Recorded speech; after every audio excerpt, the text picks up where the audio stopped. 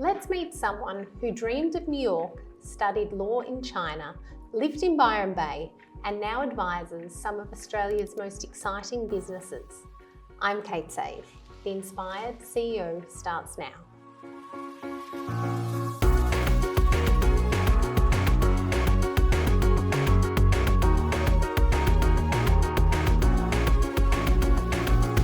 Welcome to The Inspired CEO, where each episode we explore the innovative wellness practices that are driving success and longevity in the modern business world.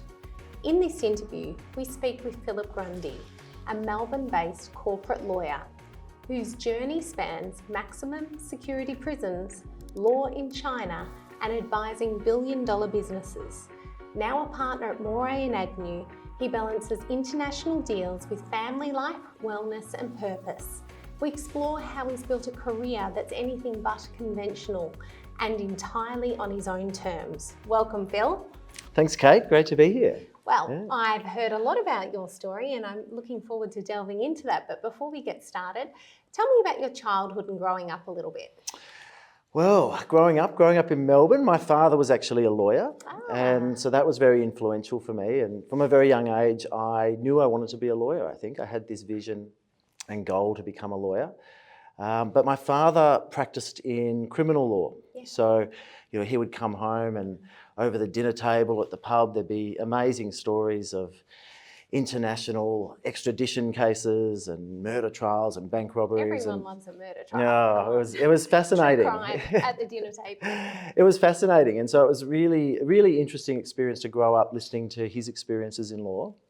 But I think I did see that it took a big toll on him actually, emotional, mental, working in that space and working with those types of clients and those sorts of issues. And I think for him, his purpose was perhaps helping people in times of need. Yeah. That was what really drove him. For me, I felt that I wanted to work with entrepreneurs and business owners and investors and really work with people that are creating businesses and creating technology and innovations that are really going to drive our economy. So for me, my purpose has been really finding, using the law to help people that are really creating exciting business opportunities. But you still had a stint working with your dad in maximum security prisons, is that right? Well, yeah, I did. As a university student, so I was studying law and worked alongside my dad on a lot of criminal matters, and I would regularly go out to some maximum security prisons and interview the clients and take their instructions, and it was and then run them through what was coming up in terms of their trials and so forth. And so it was a fascinating experience and a really sobering experience as well. I really, it's something that a lot of people don't get to experience in their lives, to go into those environments and those spaces and meet and speak to people that are in those situations that they found themselves in. And look, it was a really interesting experience, but it probably drove home to me, as fascinating as it drove home to me it wasn't really what I really wanted to channel my career into and where I wanted to take my career. Yeah.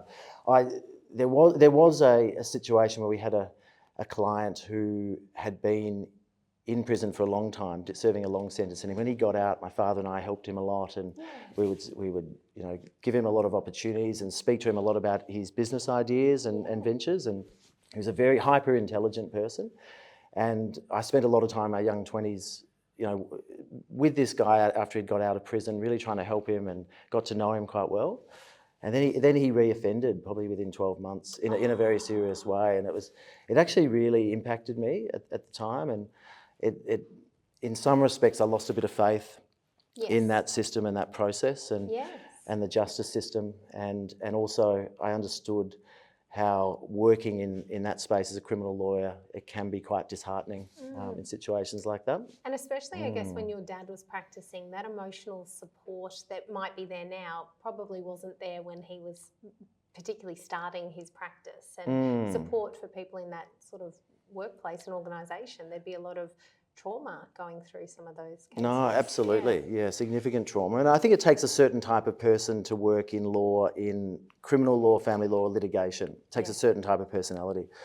For myself, I was being much more driven or interested in working with entrepreneurs and business owners because I like doing business deals where there's good energy in the room. Yes. People are coming together to create something. They're either buying a business or a company to help grow their business and, raise capital to achieve a listing on the stock exchange or to take their technology to its new phase of growth.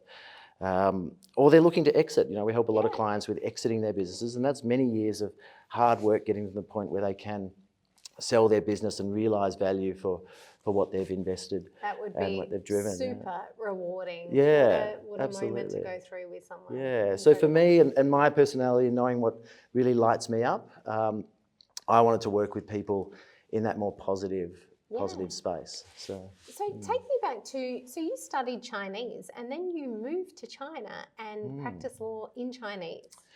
So that was a really interesting experience, and China's been a big part of my life actually. I remember when I was 12 in the early 90s going into high school, and I had to choose an elective language to study. And I remember my parents telling me, you should study Chinese, study Mandarin because it'll be quite beneficial for you in the future. And I didn't think too much of it, but I ended up studying Chinese at high school and really enjoyed it, studied it into university, and then had an opportunity to go and study commercial law in Beijing. Wow. So I went to university there and just loved the dynamism of China, loved the energy, the cultural history. I found it a fascinating place and loved the people. And then I had an opportunity to do a period at a law firm in Beijing the next year, so this was in 2006. So I went and worked for a corporate law firm in Beijing, and that was a really rewarding experience. I learned a lot. It was taking me way out of my comfort zone. I was going to say, did you feel like you're in the deep end? That sounds... It was incredible. And I was the only Westerner in our office, and so my job was really helping American, European and Australian companies come in and invest into China, and I was the conduit between them and the Chinese lawyers in our firm. So it was quite interesting and a real frontier time in China, because this was before the Beijing Olympics, and I remember living in downtown Beijing, and there were apartment buildings going up within months because they would just have people on 24-hour building cycles. Wow. So the economy in China was so interesting to learn about, and how ingenuitive they are, how driven they are, how ambitious they were. But it was a really fantastic time. So the next step in your career, you came back to Australia, you joined Point & Partners for 10 years-ish? Yes. Yeah? Yep.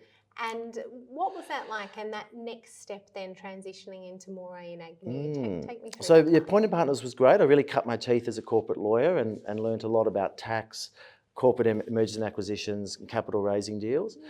And really worked out where I wanted to focus my career on, which is really M&A and capital raisings. And touching on that China experience, I was known as the China guy in our office. And so any China-related deals would come through me. So that was really interesting as well, because I got a lot of opportunities to work and use that Chinese commercial experience. So I was doing a lot of work helping Australian companies go over to China, and Chinese companies come into the Australian market to invest or buy businesses here. And so that was really interesting, being able to utilise that link between my Chinese language schooling through to my commercial practice as a lawyer. And so not many lawyers would have that skill set in Australia, would they? Probably not. I don't think many would have had that experience of working for a law firm in China. Yeah. So look, it was really, really amazing. And then what happened, I really harboured ambition to go and live in New York and work for a law firm there. And then the GFC hit, and the jobs dried up. And what I found was I was starting to build a client base in the Melbourne market. And as a young lawyer, I was rapidly building a client base. And that, as an entrepreneurial sort of pursuit, for lawyers, how we can either earn a salary or we can build a client base, and then we can earn a multiple of our client revenue. So that's when you become a partner? That's right. So I was rapidly building a client base, and I thought, look, I can't really leave this because this is the real value. This is the asset that I'm building. So I was made a partner at about 32. It was quite young for a lawyer to become a partner. And then really built that client base quickly.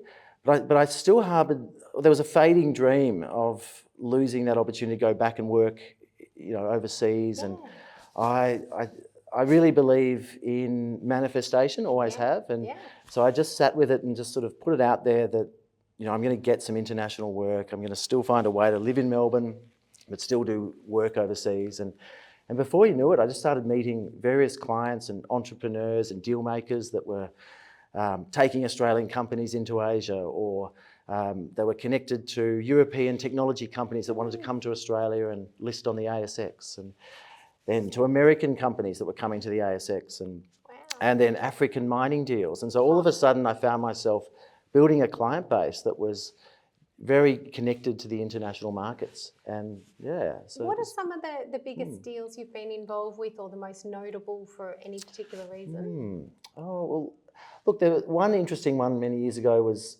Northcote Potts. We helped them with the sale of their business to a American listed company, and that was really interesting for me because it was a really exciting M&A deal for the founders, and they were really monetising the investment that they'd put into that business. But I'd also, because they did all their manufacturing in China of the pots, in the lead up to all of that, I was able to help them with that China joint venture that they had and the China manufacturing. So it was a real link between my China experience and the Australian-based corporate M&A experience. So that was really good. I mean, this year we've helped, just recently, Hearing Professionals sell to an international group, Sonova, and that was quite rewarding for me because I really respect the founders. They're great people, and we'd helped them acquire a number of smaller businesses over the last decade. Oh, it's audiology business, Yes, isn't it? yeah, that's right. Yeah. And so we helped them with a lot of acquisitions as they were growing their business, and then finally to help them with that exit as they sold the business and are moving into the next phase of their life was very rewarding. And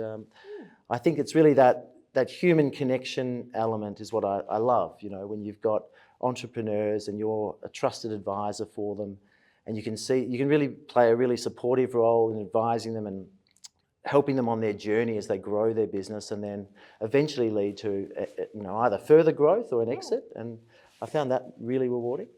Well, knowing that your wife is actually in the health space, she's a kinesiologist, and you guys took some time and moved to Byron Bay for a couple of years. Yes, what inspired you to do that? And Well, continue working? Yeah, absolutely. Well, look, thankfully with COVID, one of the great outcomes of it was that people could work remotely, and that was accepted. But my wife, we dedicated a lot of our prioritisation of careers to myself as I was building my career. Yeah. And my wife is a kinesiologist and emotional clearing coach, and she helps business people and executives with, working through their, whether it's business issues, relationship issues, or helping prepare them for significant events in their careers. So she's had amazing results with that. But a lot of her client base or peers were based in the Northern Rivers region, as well as the Sydney and Melbourne business markets. But we thought this was an opportunity for her to move closer to that section of her client base, and we thought it's a great life experience for the kids and myself to live in Byron Bay for a couple of years. And Work in board shorts? Yeah, absolutely. So we do a lot of calls in board shorts, and it was it was a fantastic experience, like being able to wake up and run the lighthouse, have a swim in the ocean, and then get into your emails was fantastic. And look, the family enjoyed it, but it probably also reinforced to us how much we love Melbourne and what a great city it is. And ultimately, we decided to come back to Melbourne because it's really important for me to be here to help build the business we've got here and be close to the clients. But certainly it was a great experience and one I'd recommend. And in terms of your work-life balance now being back in Melbourne, how are you managing that?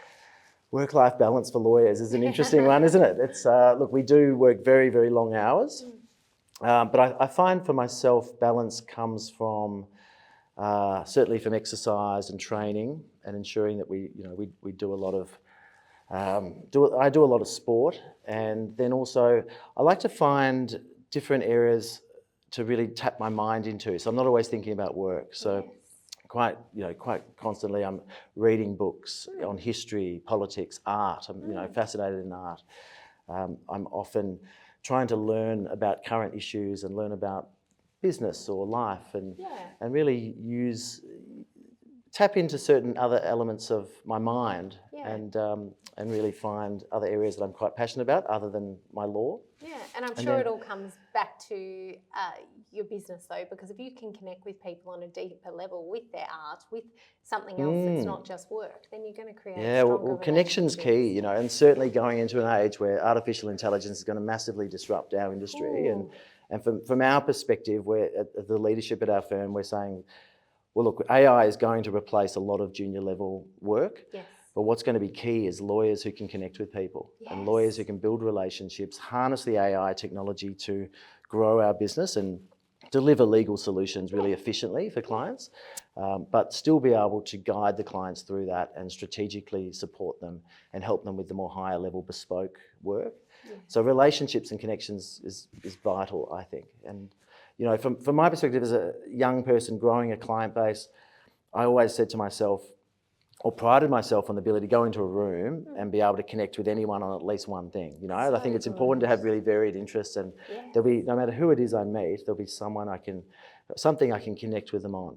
And then not only that, there'll be something, if they've got a business or something happening in their life, if it's relating to the commercial world, there's some value add I'll be able to give them because of my experience. So, And that emotional intelligence, or that EQ, I think people think of lawyers with the IQ, but the EQ is probably the reason why you're so successful and building connections. Yeah, no, I think so. Look, having a wife that's an emotional clearing coach has been really good. But there was a period a few years ago where I worked for a couple of years with a coach, Dana, and she was an emotional clearing coach as well. And we went through quite a deep process of, it was called the spiral, where we go through the different chakras of the body and really try to clear negative patterns that may stem from emotions that come from childhood experiences or life experiences.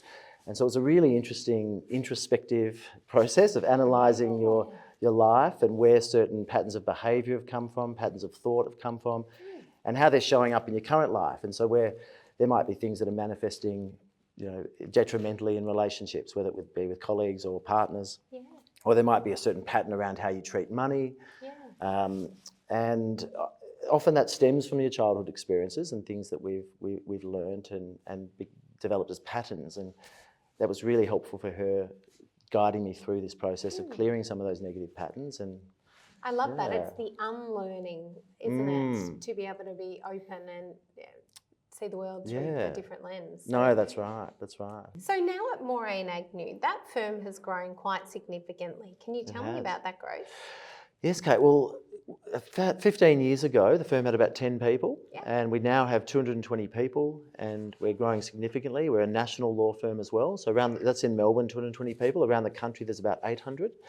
And I think it's really the growth of our Melbourne practice has been driven by Bill Papastagiatis, who's a really fantastic leader. And he's been a great inspiration for me. He's always got time for people. He's always very supportive.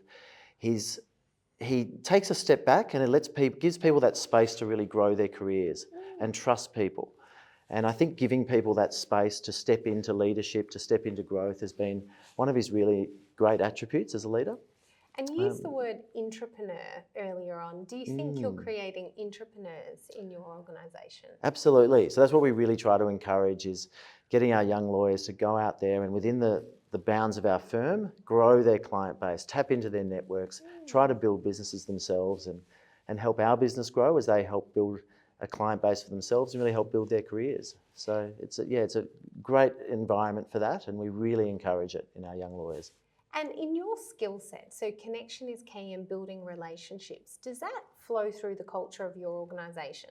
Yeah, absolutely. You know, I think that one thing we've prided ourselves on as partners of the firm, there's about 30 partners, and there's obviously a real core group, but we really have a strong collegiate culture amongst each other. There's no competitiveness. We're really just there to support a common goal. Yeah, which is quite unique for commercial law firms. Yeah. And then with the staff, like I really pride myself on connecting with our team members, really building a strong relationship with them, where they feel very comfortable. I've had one employee recently who left to go to another more specialised firm in a particular area, and she did say to me that we've created such an amazing culture. It was one of the hardest decisions of her life. And she said we've created a culture where people can grow, thrive and be themselves and be free to be themselves. And so I think that was really interesting feedback. And so at the time that you joined, how many employees were there? I think about 120. Right. So, yes, So in the it's last more than 7 double. years, we've really grown, and we'll continue to grow because it's a great place to work. We've got great clients. We're doing a lot of work with big corporates to smaller entrepreneurs, startups, emerging businesses, listed companies, and then even government clients and big insurers. So it's a real mix of clients, really diversified mix of clients and work, and it's a great place to be. So I think we're really attracting people to come in now. And what about you personally? How do you see your career path there progressing, and where are you going to take that? Well, look, I'm an equity partner in the firm, so I'm one of the owners. And we're just moving to a big new office now, which is really exciting. And for myself, it's building the corporate team out and really building a very strong corporate team where we're really known around the country as one of the leading corporate teams that practice in mergers and acquisitions and capital markets. We've recently brought on another partner to work with me in the commercial space, and I've also added a partner who's a Chinese corporate law partner. So we're doing a lot of Chinese corporate inbound work in the mining and renewable energy sector through him. So it's really about building out that corporate client base and growing the firm in that way. And also in that international space. So you said that's around 25% of your work. Do you see that growing over time as well? Yeah, absolutely. You know, I think one of my philosophies, certainly with the experience working overseas and doing a lot of deals overseas, is that as amazing as Australia is, we are a very small economy. Yes. I mean, there are cities in China that are bigger than Australia's population. So I think it's really important to help encourage Australian businesses to take that next step into the international markets, whether it's expanding into Asia, expanding to America or Europe. But look, we've even got a lot of clients that are acquiring or investing into Africa now and investing into the commodities space over there and the mining projects there. So that's really interesting. But I really see being an Australian lawyer, you need to look outside of the Australian market. You need to be able to help guide clients with international work because that's where they can really expand their business. And similarly, like being able to tap into international clients that want to come to the Australian market is really important as well. And you're not honed in on one particular industry either. I've seen in your CV you've done financial sector, mining sector, health. So what other opportunities have you maybe not explored that you're looking to go into? Yeah, well, look, we are sector agnostic, I guess, in terms of the work we do. And E-commerce as well? Yeah, e-commerce, manufacturers, retailers. And that's one of the things I love about the job is the diversity of different types of businesses I work with and different types of entrepreneurs and founders. We do a lot in technology, whether it's medtech, fintech, or pure tech, and also software. And I see those areas as always being strong because I think technology is such an important part of our economy and the future growth of the economy and its efficiencies. So I think we're starting to see investment into and deals relating to artificial intelligence now. Yes. And then also in that digital currency, cryptocurrency space as well. So they'll be two really interesting growth areas to look out for. But look, with the advent of new technologies, the economy changes and it creates new jobs, it creates new investment opportunities. So that's really what I'm excited about, really seeing where these new technologies take us and certainly being a part of that. Yeah, and not being afraid to go there, whereas perhaps there are older firms out there that don't want to go down the AI space or something like that. And the fact that you're bringing on young people and growing the team, you're going to have a whole new skill set of people that really have grown up with AI and understand it. So yeah. very exciting. No, that's right. Yeah, so it is a very exciting time. And I certainly, as I tell my kids, there's no better time to be alive.